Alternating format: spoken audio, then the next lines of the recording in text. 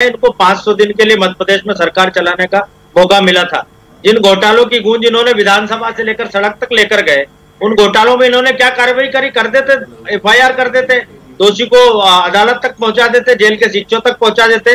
कांग्रेस का काम केवल जनता के अंदर भ्रम पैदा करना है, और ये इन्होंने जब तक इनकी 1.5 साल सरकार रही तब तक भी किया। जहां तक बात है दिग्विजय सिंह की, तो दिग्विजय सिंह के बयानों को ना तो कोई जनता गंभीरता से लेती है, ना कोई नेता गंभीरता से लेते हैं, ना ही इनकी पार्टी के नेता गंभीरता से लेते हैं। अगर ऐसा होता तो दिग्विजय सिंह का आज जो स्थान मध्य प्रदेश की और कांग्रेस की राजनीति में होता, वो अपने आप में एक अनूठा स्थान होता, लेकिन उनको कोई महत्व नहीं देता और आज वो हाशिए पे चले गए। इसलिए इस तरह के जुमले छोड़कर, इस तरह की बातें लोगों के बीच लाकर वो अपने आप को चर्चा में बनाए रखना चाहते हैं। आपने देखा होगा जिस तरह का एपिसोड हरियाणा में, गुरुग्राम में उस समय, और बेंगलोर में वो कांग्रेस के विधायकों से मिलने के लिए गए और उनको किसी तरह का महत्व उन कांग्रेस के विधायकों के द्वारा नहीं दिया गया। तब से दिग्विजय सिंह का जो पतन कांग्रेस में चालू हुआ है वो आज तक निरंतर जारी है, और कहीं ना कहीं उस अपने कद को बरकरार रखने के लिए, अपने कद को राजनीतिक मुकाम देने के लिए दिग्विजय सिंह जी इस तरह की बात कर रहे हैं। जहां तक बात है मध्य प्रदेश में कोरोना की तैयारी की, तो ये किसी से छुपी हुई नहीं है। सरकार ने अस्पताल चिन्हित किए हैं, कुछ अस्पताल में कोविड के संक्रमित मरीज रखे जा रहे हैं, कुछ अस्पतालों में आम नागरिकों का इलाज किया जा रहा है। आज इतने लंबे लॉकडाउन के बाद मध्य प्रदेश में धीरे धीरे जीवन जन सामान्य की ओर अग्रसर हो रहा है, और कहीं ना कहीं सरकार न सिर्फ दवाइयों के इंतजाम के लिए, बल्कि जो कोरोना योद्धा इस लड़ाई में लगे हुए हैं उन सबके स्वास्थ्य की चिंता करते हुए भी सरकार पर्याप्त व्यवस्था कर रही है। जिस तरह से पिछले 2 महीनों में कुछ साजो सामान की कमी थी, उसको भी सरकार पूर्ति कर रही है। और कांग्रेस को हमारी किसी खरीदी पर आपत्ति हो तो वो शिकायत दर्ज करा सकती है। अरे भाई, कमी पे थोड़ी बात कर रहे हैं वो, कमी पे बात अभी से पहले तक करती रही कांग्रेस। आशीष शर्मा जी, कमी पे बात इससे पहले करती रही कांग्रेस। अब तो ये कह रहे हैं ना भाई, कोरोना की आड़ में भ्रष्टाचार कर रहे हो आप। आऊंगा आपके पास, पहले पीसी शर्मा साहब के पास चलते हैं। शर्मा साहब, यदि बहुत पुख्ता आप लोगों के पास है ये सब जानकारी, तो मैं कह रहा हूं कि फिर कंप्लेंट करनी चाहिए आपको, या फिर ये केवल चुनाव को प्लान करके, चुनाव को ध्यान में रख के आपको लग रहा है मजदूर भी एक एजेंडा हो जाएंगे, किसान भी एक एजेंडा हो जाएंगे और कोरोना भी एक एजेंडा हो जाएगा? देखिए, ये एजेंडा तो चुनाव के लिए बन ही गया है, क्योंकि इस कोरोना महामारी में जो लोगों की, गरीब मजदूर की मदद करना था, जो किसान की मदद करना था, ये सरकार नहीं कर पाई, पूरी तरह से फेल हो गई है।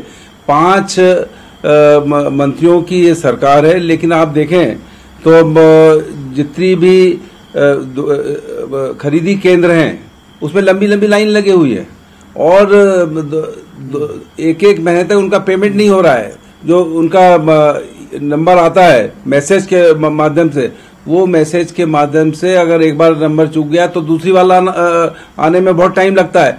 और इसके अलावा बारदाना है नहीं, और ट्रॉली किराए भी लाता है, तो लोग परेशान हो रहे हैं। वो परेशान हो गए, जो मजदूर प्रवासी आए वो मजदूर हो गए, उनसे भी 575 रुपए ले रहे हैं। जबकि ये कहा था सरकारों ने कि जो प्रवासी मजदूर आएंगे इनको निःशुल्क ले जाया जाएगा, कोई पैसा नहीं लेंगे। तो यह भोपाल से बाहर गए मजदूर, उनसे 575 रुपए लिए। मैं खुद गया था यहाँ पर सरोजिनी नायडू स्कूल, और पैसे लिए जा रहे थे। वो मजदूर कह रहे थे हम 2 महीने से लॉकडाउन में हैं, हम कहाँ से देंगे ये 575 रुपए? हमारे परिवार में 5 लोगों को जिनको जाना है 3000 रुपए कहाँ से देंगे? तो इस तरह के पूरे मामले सरकार संभाल नहीं पाई, और पूरी तरह से इस लॉकडाउन पीरियड फेल हो गई है। हमने मांग की थी कि पुजारियों को दिया जाए, दूसरे धर्मों के लोगों को पैसा दिया जाए, मंदिर बंद है, और अब ये स्थिति हो गई। हमने तो आज ये भी मांग कर दी कि मंदिर खोले जाएं। अब इस तरह की मांग चारों तरफ से आ रही है। दूसरी बात यह है कि राशन जो गरीबों को, मैं अभी गया था एक पंचशील नगर की बस्ती में, भीड़ इकट्ठी हो गई 1000 लोगों की कि हमने कहा राशन मिल रहा है? बोले राशन नहीं मिल रहा है। बोले वहां पर राशन कार्ड का जो पहले कमलनाथ जी की सरकार ने ऑर्डर दे दिया था, वो राशन 3 महीने का मिल गया, उसके बाद अभी मई का मिला नहीं। भाई, राशन अगर नहीं मिलेगा, पैसे मिल नहीं रहे, नौकरी पे कोई उनको ले नहीं रहा है, कहीं जा नहीं रहा है, तो इनका घर खर्च कैसे चलेंगे? इसीलिए तो राहुल गांधी ने कहा कि 7,500 रुपए इनके अकाउंटों में डाल दो, तो ये तो सवाल है पीसी शर्मा साहब, यही सवाल है, चाहे वो दिल्ली की सरकार हो या उत्तर प्रदेश की, ये सब एक मिनट मजदूरों की मुश्किलें आपको पता है, ये सबके सब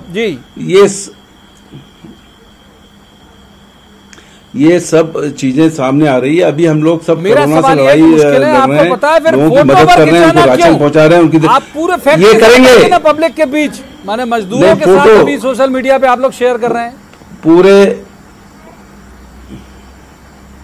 पूरे फैक्ट के साथ कंप्लेंट करेंगे। ठीक कहा आपने, इसकी गवर्नर साहब को भी शिकायत करेंगे, लोकायुक्त में भी करेंगे, और जो भी एजेंसीज हैं वहां पे इन सब चीजों की शिकायत करेंगे कि आखिर ये पीपी किट जो खरीदे गए, ये दो घटिया किट क्यों खरीदे गए, क्यों उन अस्पतालों को पैसा दिया गया, क्यों मेडिकल जो इतना बड़ा हमीदिया हॉस्पिटल है जिसमें कमलनाथ जी ने खुद अपना ऑपरेशन कराया था, जिसमें अर्जुन सिंह जी जब मुख्यमंत्री नहीं थे 90 के दौर में, उनका हार्ट का ऑपरेशन हुआ था। जब ये इतने बड़े बड़े हॉस्पिटल हैं तो इसके बेड क्यों खाली पड़े हैं?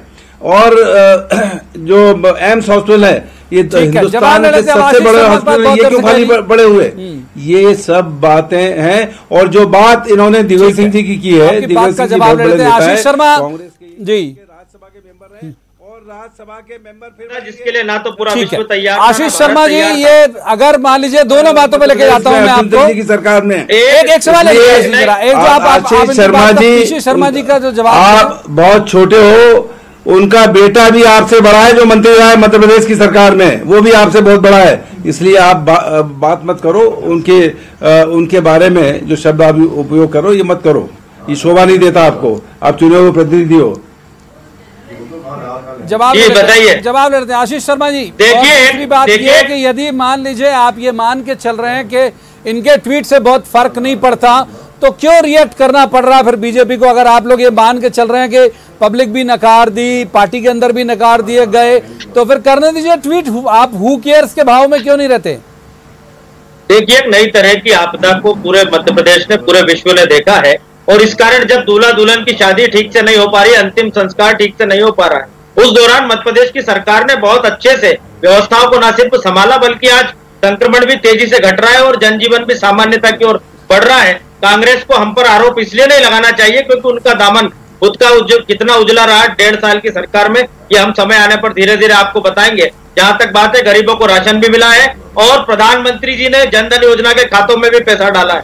आज गरीब को संकट के समय सरकार ने मदद की है।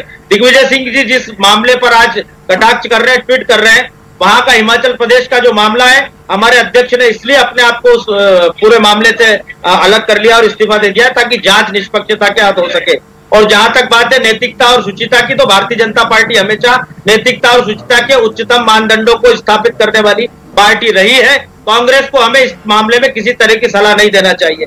दिग्विजय सिंह जी की बयान को ना पहले कोई गंभीरता से लेता था, ना आज लेता है, ना कल लेगा।